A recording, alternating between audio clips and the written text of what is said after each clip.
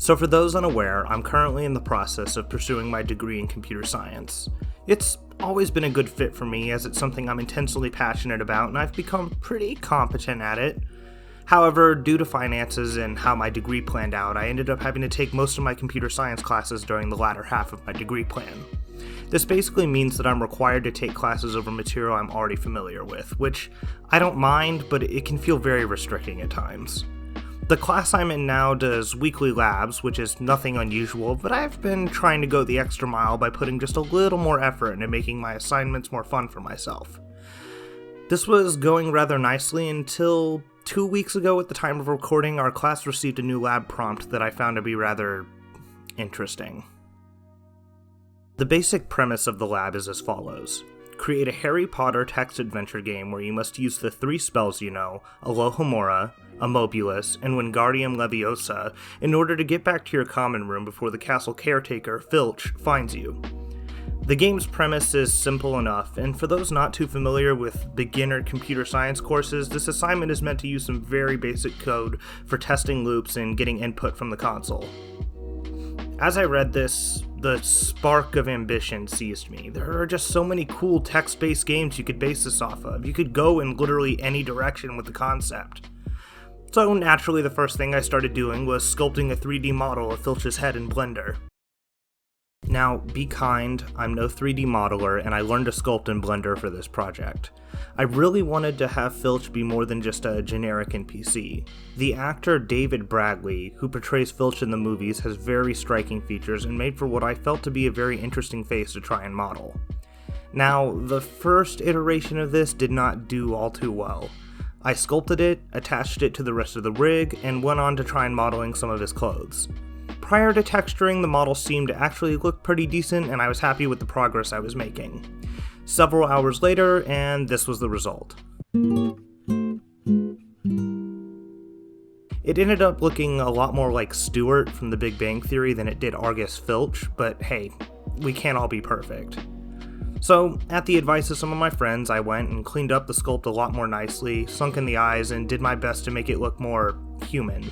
After texturing, I was pretty happy with the result, even if it looks a little bit too much like the Ice Age baby, but hopefully I get better as time goes on. Either way, this model will be mostly cast in shadow and darkness, so it probably won't look too bad in-game. Now after that, I went and modeled a few iterations of what would eventually become the castle floor and walls. I fiddled around with Unity's baked lighting system settings for too long before giving up because I run an i3 processor and I don't have all day to bake light maps. After that, though I forgot to get any footage of it, I began modeling and animating the wand.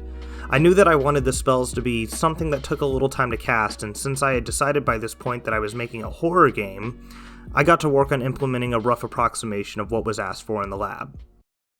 From a programming perspective, this was something very simple to add. Basically, you hold down left click to begin your cast, and eventually it will cast a spell. From there, it was a basic matter of creating a script to hold events for each of the 3 spells. I fire something called a raycast from a camera to the object. Raycasts are a Unity function that in layman's terms are basically an invisible ray you fire out from a point in a certain direction and you get information based on what it hits. Now, based on the current spell, it will invoke code to be called upon the object you're looking at if it has an event for the spell that you're using. This is somewhat of a simplification of the programming, but I plan to release the source code to this project within a week or so of this video's release, so you can check it out for yourself if you're so inclined. The next thing that I worked on was to actually go ahead and implement a few of these objects.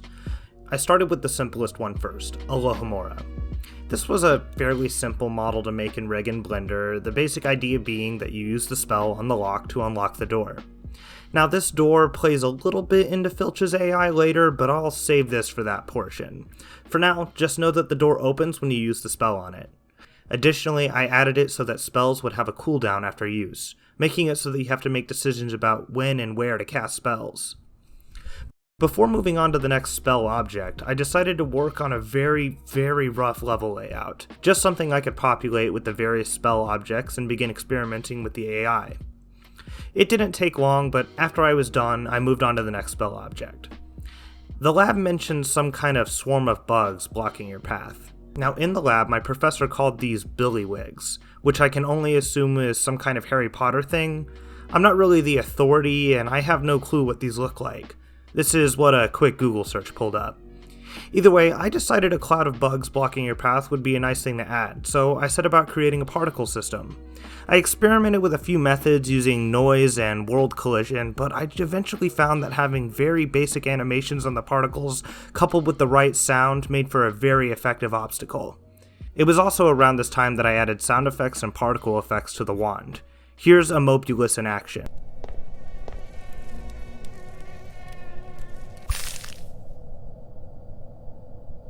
I also added a new spell to the wand. These halls are very dark, so I went to the Harry Potter Wikipedia and found Lumos. You can cast it by just left-clicking, and it acts as a source of light to help you through the darker parts of the level. Again, this also plays into Filch's AI later, but we'll get into that. Now, I procrastinated making a spell object for Wingardium Leviosa, so I moved on and decided to circle back to that one. I began finishing up the layout of the level, placing obstacles where I felt necessary and making a nice, almost maze-like design for this portion of the castle. Around this time, I was also beginning to work on Filch's AI, but I'll discuss that later on. To give the levels a little more color, I began working on several props throughout the level. Now let me tell you, these were not easy to make at all. Like I said before, I'm no 3D modeler, and making enough props to meaningfully fill the space proved to be quite the effort. But eventually I got them in and set about decorating the level. Additionally, I made this cute little candlelight shader. This effect is achieved by using Perlin noise to distort the UV coordinates of the flame. In essence, what this means is I messed with the mapping of the texture in order to get it to animate like a real candle flame would. After this, I set about taking care of the most tedious part of the game, modeling the ceilings for the level. Up until this point, I was using a sort of modular floor and wall system which made for a fast way to make the level. Unfortunately, this meant I had to go and model ceiling tiles. These were a pain to make, and even more of a pain to place in the level, but 4 painstaking hours later the whole level had ceilings. With this out of the way, I finally went about implementing something to use Wingardium Leviosa on. What I settled on was a series of barrels blocking your path. I used a Unity rigid body with no gravity and a constant upward force to give a nice levitating effect.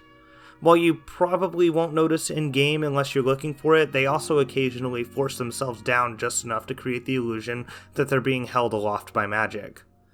This made for a really fun and flashy obstacle, and had I had more time to make this, I would have added more props to the level for you to make float in the air.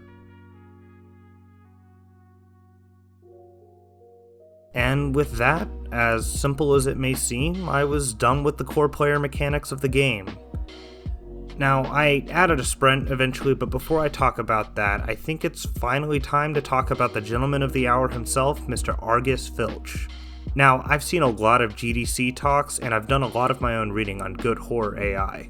One common theme I've found between every great horror game is the interactivity of systems and making the player do and make decisions they don't want to make. Some of you may know of my work on Goodbye Gordon, and that game can be beaten in about 3 minutes if you know what you're doing. I wanted to do something a little more challenging, and certainly make an AI that was a lot more smart. This was a bit of a personal challenge myself to make a horror character that was memorable and fun to outsmart. The first thing I did was set up a patrol state. Filch will walk around in a predetermined path around the level. I made sure that his path crosses pretty much every major way to get to the end so that there is a pretty high chance that you will run into him. Now, what makes this genius is the sound. I went out of my way to ask a good friend of mine, Zathian, who has helped me on many projects in the past, to do his best Filch impression for me. Filch will occasionally say pieces of flavor or dialogue that serve the purposes of building his character, giving him presence in the level, immersing the player into the experience, and most importantly, giving you periodic updates on his location. To complement this, I made it so that each of his footsteps was clearly audible from a large portion of the map. Most players won't notice, but this has a very subtle effect of making you constantly aware of how imminent the threat is. This is the most useful tool in my game developer belt, and this is where that interactivity of systems comes into play. When you open a door, it makes a very loud sound that Filch will go and investigate. If he doesn't find anything, he will say something and continue patrolling. His pace quickens when he goes to investigate a noise, so the player ends up having to make some very tough decisions based on how close he is to them and whether or not they really want to open this door right now. Additionally, Lumos also plays into this loop. It makes a small sound that is both pleasant but just loud enough to make it more difficult to ascertain Filch's position. It makes the player choose between being in darkness and being able to have better information on the threat, or be able to see better and potentially not hear him until it's too late. Additionally, the player has a range that they can be detected within, and this range is much larger when you have your light out, meaning Filch can more easily spot you. All of this combined means that in order to traverse the level, you need to learn how to manipulate Filch's behavior. You simply can't run to the exit because if he spots you, it's almost certainly a game over. You can escape him, but it can be very difficult and an obstacle in your path may catch you off guard. And, well, practically speaking, that's it. I set about finishing decorating the level, I made a lot of fine adjustments to Filch's parameters, and I added both win and lose screens for the game. Eventually, I also added music and I worked on sound to make the atmosphere even creepier.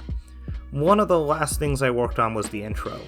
I have a bit of a passion for cinematic intros, and this one was no different.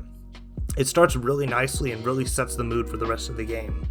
Now in the end, it may not seem like much, but for 2 weeks worth of work, I'm extremely proud of how this turned out. At the time of this video's release, you should be able to download the game on itchio. Go give it a play and let me know what you think. Now, I think this video would do well to end on some gameplay, so until next time, thanks for watching, and don't forget to subscribe and follow me on Twitter.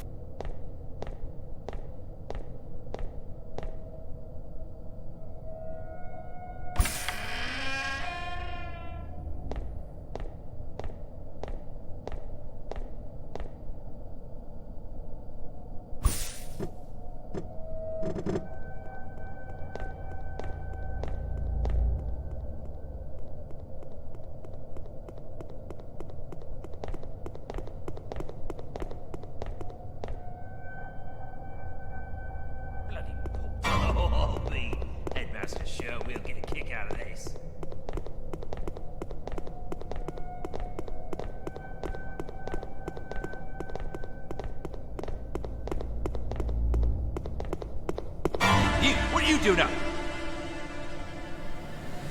And straight to the headmaster's office with you.